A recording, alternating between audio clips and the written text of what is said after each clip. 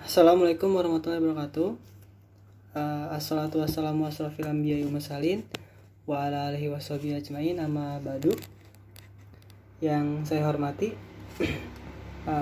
Ibu Nelly selaku dosen pengampu dari mata kuliah penelitian tindakan kelas, dan yang saya banggakan teman-teman semua semoga selalu diberikan kemudahan dan kesehatan dari segala sesuatu.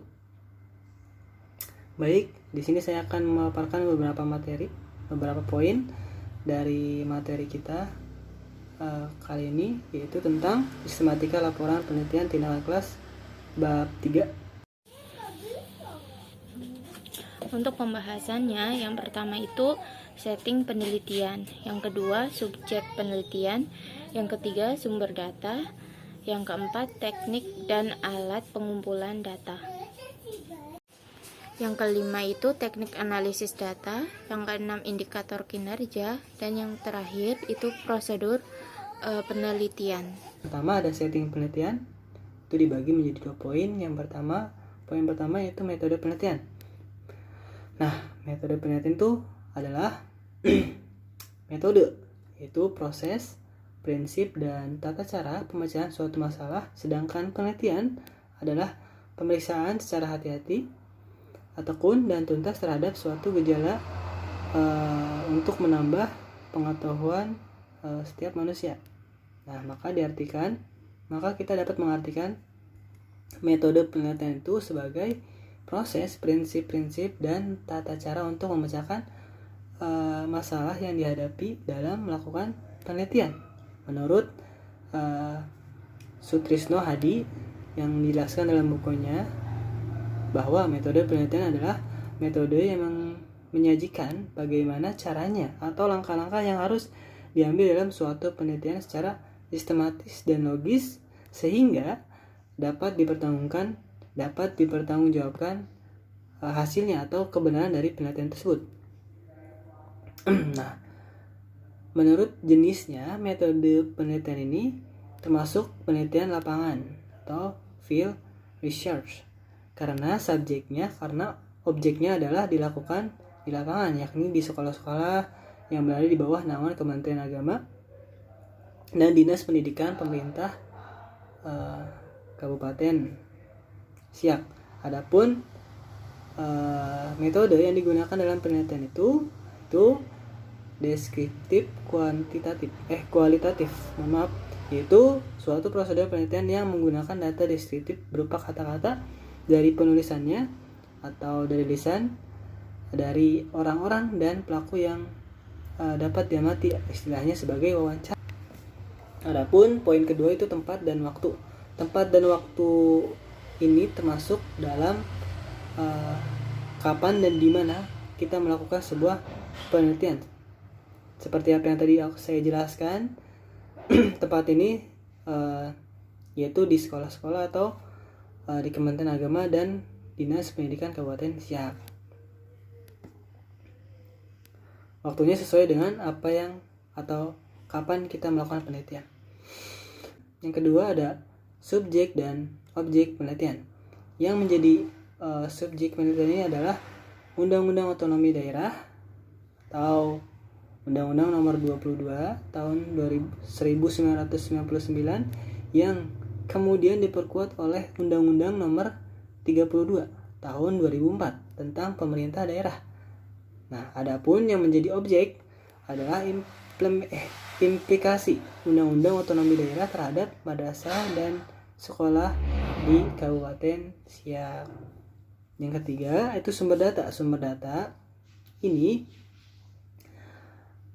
adalah orang-orang yang dimanfaatkan untuk memberikan informasi tentang situasi dan kondisi penelitian. Kemudian sumber data ini harus memiliki syarat diantaranya yaitu harus jujur, taat pada janji, patuh pada aturan, suka berbicara, tidak termasuk salah satu anggota kelompok yang bertentangan, dan mempunyai pandangan tertentu tentang suatu hal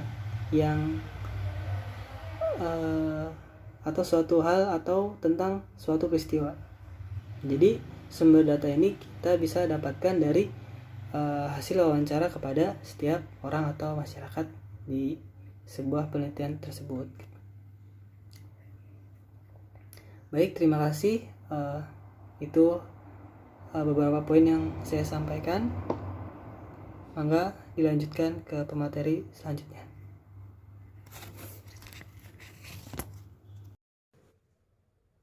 Bismillahirrahmanirrahim. Assalamualaikum warahmatullahi wabarakatuh. Perkenalkan, nama saya Ilmi Nuraini. Di sini saya sebagai pemateri kedua yang akan menjelaskan mengenai teknik dan alat pengumpulan data, kemudian teknik analisis data. Langsung saja, yang pertama yaitu teknik dan alat pengumpulan data. Teknik pengumpulan data merupakan cara yang ditempuh peneliti untuk mengumpulkan data dengan alat yang cocok untuk digunakan dalam penelitian. Sedangkan alat pengumpulan data yang digunakan harus disesuaikan dengan teknik pengumpulan data. Misalnya, teknik observasi langsung dengan alatnya yaitu pedoman observasi. Kemudian, teknik komunikasi langsung dengan alatnya yaitu panduan wawancara. Kemudian, teknik komunikasi tidak langsung dengan alatnya yaitu angket. Teknik pengukuran dengan alatnya yaitu berupa tes. Dan teknik studi dokumenter dengan alatnya yaitu dokumen. Kemudian contoh teknik alat pengumpulan data PTK dalam pembelajaran matematika. Di sini yang pertama ada teknik pengumpulan data PTK. Di antaranya yaitu ada tes, observasi, wawancara, dan diskusi. Yang pertama yaitu tes. Tes ini dipergunakan untuk mendapatkan data tentang hasil belajar siswa. Kemudian yang kedua yaitu observasi, di mana dipergunakan untuk mengumpulkan data tentang aktivitas siswa dalam PBM dan implementasi pembelajaran kooperatif tipe Jigsaw. Kemudian yang ketiga yaitu wawancara, untuk mendapatkan data tentang tingkat keberhasilan implementasi pembelajaran kooperatif tipe Jigsaw. Kemudian yang terakhir yaitu diskusi antara guru, teman sejawat, dan kolaboratif untuk refleksi hasil siklus PTK. Kemudian yang kedua ada alat pengumpulan data PTK. Di antaranya yaitu ada tes, observasi, wawancara, kuesioner, dan diskusi. Yang pertama yaitu tes. Tes di sini menggunakan butir soal atau instrumen soal untuk mengukur hasil belajar siswa. Kemudian yang kedua yaitu observasi. Observasi di sini menggunakan lembar observasi untuk mengukur tingkat aktivitas siswa dalam proses belajar mengajar matematika. Kemudian yang kedua yaitu wawancara. Wawancara menggunakan panduan wawancara untuk mengetahui pendapat atau sikap siswa dan teman sejawat tentang pembelajaran kooperatif tipe Jigsaw. Kemudian yang keempat yaitu kuesioner, untuk mengetahui pendapat atau sikap siswa dan teman sejawat tentang pembelajaran kooperatif tipe Jigsaw. Dan yang terakhir yaitu diskusi.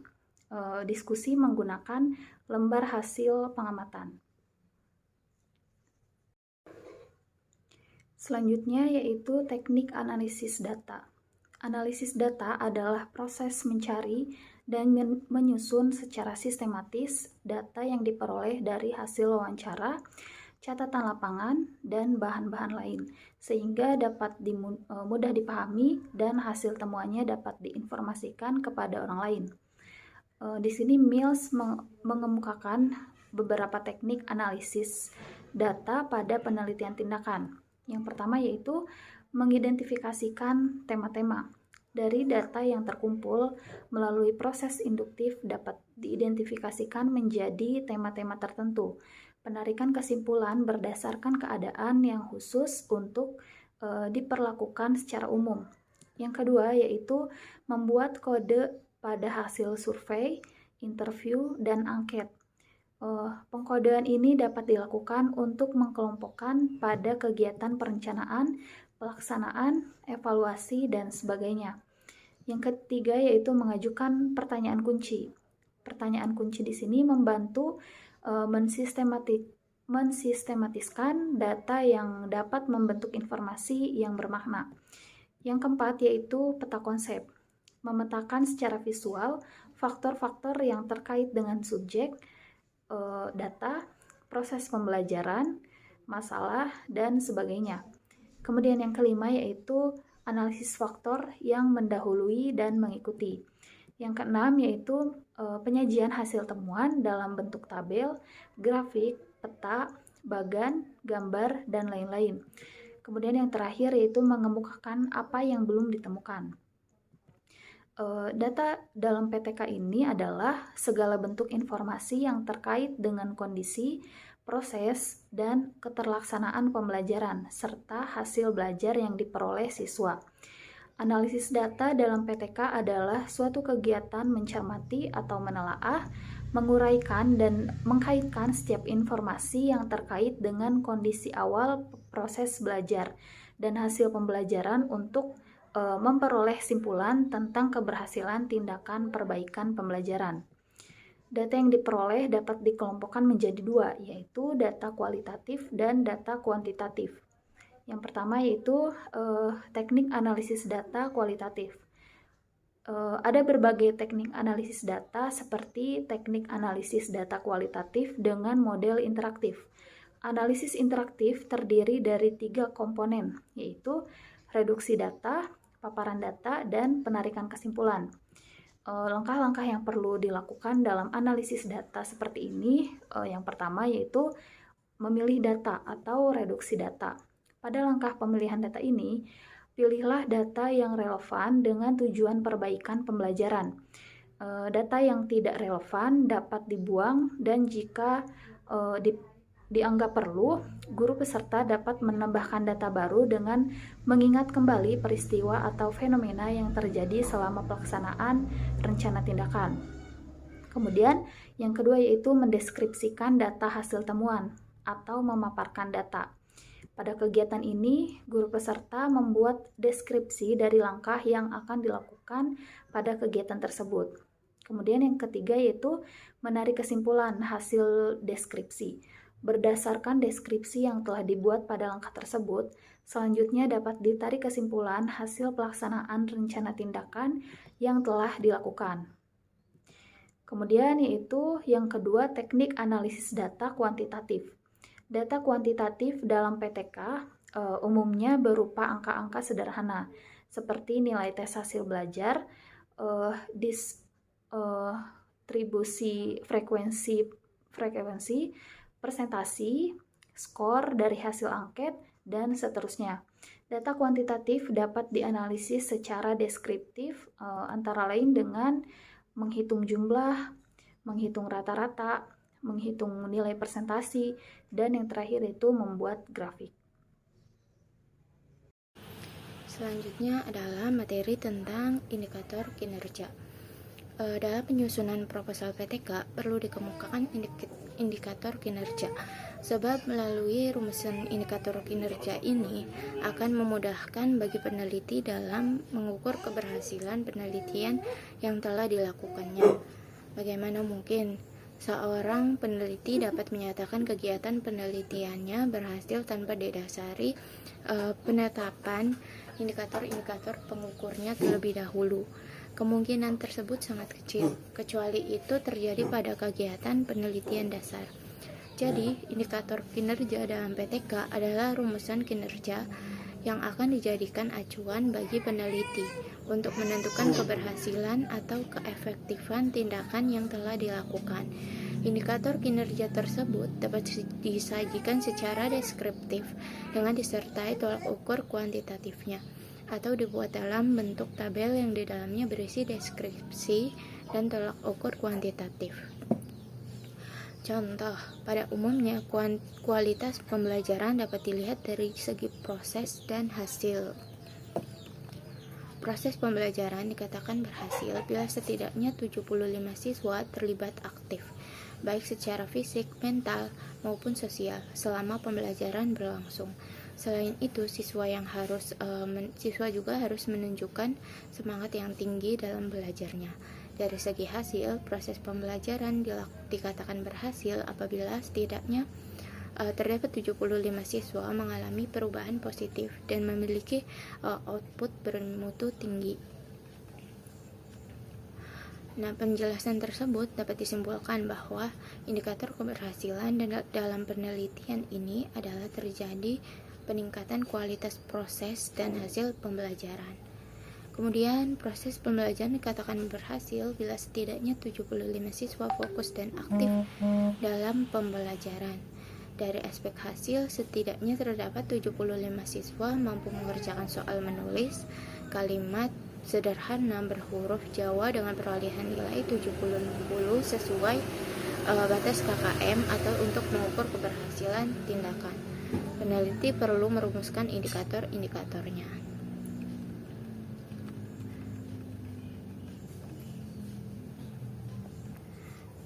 Indikator kinerja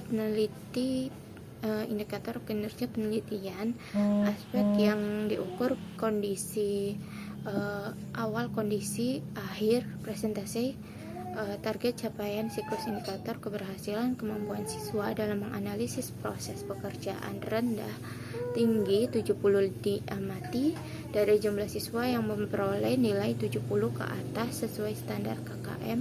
Kualitas hasil pembelajaran rendah, tinggi 70 diamati saat pembelajaran dengan menggunakan lembar observasi dari jumlah siswa yang mampu menganalisis hasil pekerjaan. Selanjutnya, materi tentang prosedur penelitian. Pada umumnya, prosedur dalam PTK itu meliputi beberapa siklus. Banyak sedikitnya siklus tersebut sesuai dengan masalah yang akan dipecahkan dan kondisi yang akan ditingkatkan. Sebelum pelaksanaan penelitian, peneliti dapat melakukan persiapan sebagai kegiatan pratindakan. Setelah itu, peneliti siklus memiliki tahapan yaitu perencanaan, pelaksanaan, pengamatan, dan refleksi. Selanjutnya, setiap tahapan penelitian tersebut dapat dijelaskan berbagai kegiatan. Contoh, prosedur dalam penelitian ini dapat dijelaskan dengan tindakan kegiatan yang dilakukan pada tahap pratindakan meliputi yang pertama, mengidentifikasi masalah pembelajaran melalui menulis narasi di kelas 7E SMPN 20 Surakarta dengan mewawancarai siswa, guru, dan kepala sekolah.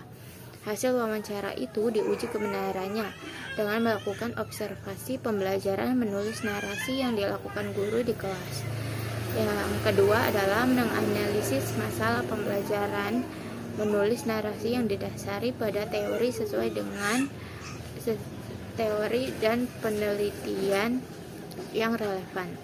Yang ketiga, menyusun bentuk tindakan yang sesuai dengan mengatasi permasalahan yang ditemukan. Tindakan yang ditemukan dengan menerapkan media cerita wayang bergambar pada siklus 1, 2, dan seterusnya. Kemudian menyusun jadwal penelitian dan rancangan pelaksanaan tindakan, menyusun lembar observasi dan lembar evaluasi kinerja siswa yang berupa rubrik penilaian menulis narasi. Pelaksanaan tindakan indikator kinerja penelitian ini adalah meningkatnya kualitas proses dan hasil pembelajaran menulis narasi pada siswa kelas 7E SMPN 20 Surakarta melalui penerapan media cerita wayang bergambar. Siklus 1 itu tahap perencanaan. Pada tahap ini peneliti menyusun perangkat pembelajaran, skenario pembelajaran dengan kegiatan. Kemudian tahap pelaksanaannya, tahap ini merupakan pelaksanaan atas skenario pembelajaran yang telah disusun. Dalam satu siklus, alokasi waktu yang tersedia adalah 2 kali 40 menit. Bersamaan dengan tahap ini dilakukan pula observasi terhadap dampak tindakan. Kemudian tahap pengamatan. Tahap refleksi itu pada siklus pertama. Kemudian siklus 2 dan siklus berikutnya, tahap-tahap yang akan dipaparkan pada siklus 2 dan siklus 1 Tahap-tahap yang akan dipaparkan pada siklus 1 dan siklus 2 itu sama. Akan tetapi pada siklus 1 harus didahului dengan perencanaan ulang berdasarkan hasil refleksi siklus 1. Hal ini dimaksudkan agar kelemahan yang terjadi pada siklus 1 tidak terjadi pada siklus 2. Demikian juga pada siklus 3, termasuk tahap perencanaan, pelaksanaan, pengamatan, dan refleksi mengacu pada siklus sebelumnya.